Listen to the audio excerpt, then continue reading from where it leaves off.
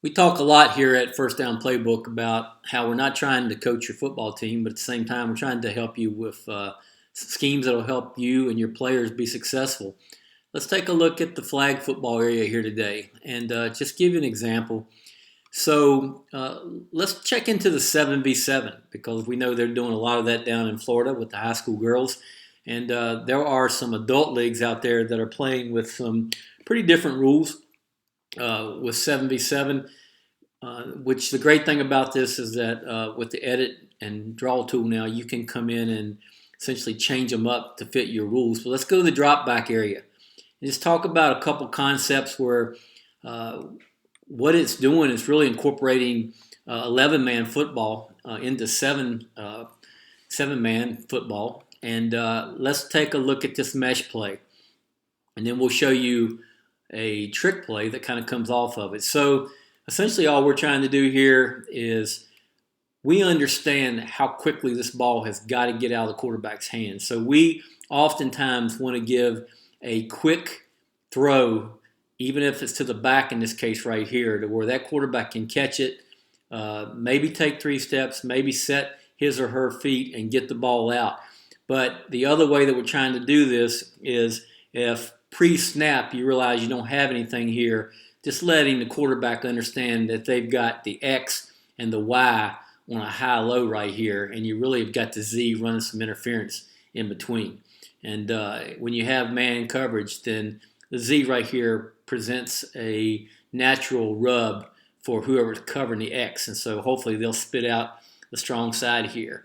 And now at the same time, if you're playing some type of middle of the field close or quarters, which you could get in seven-man flag football, you can also have a kind of like a quarters beater where you throw that F on the post over top.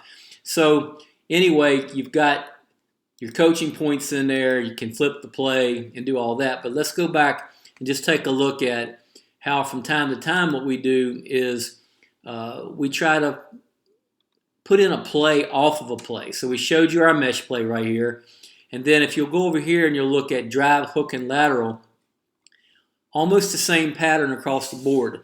But there are some adult leagues out there and men who are playing at a high level. Essentially, the center goes out on the pass at time to time, but they can't be the first person to catch it. So this play here is designed to really run the same play, the mesh play we showed you before, but now your quarterback really doesn't have any of these reads except if the mesh play is taken away early. And so what's going to happen is the quarterback is going to take the ball from the center on the snap and really get the ball to the H and at 7 yards. Now the H is going to immediately take that ball and understand the center, who may or may not have been going out throughout the game, can now leak out and you get like a hook and lateral over here to the weak side. And so just a chance for a home run play, a trick play, more or less. And then if you get up there and the quarterback doesn't like what they see, too many defenders over here, just go back and run the normal mesh play. And just run your H to your Z to your drive. It's really a drive mesh in this case right here.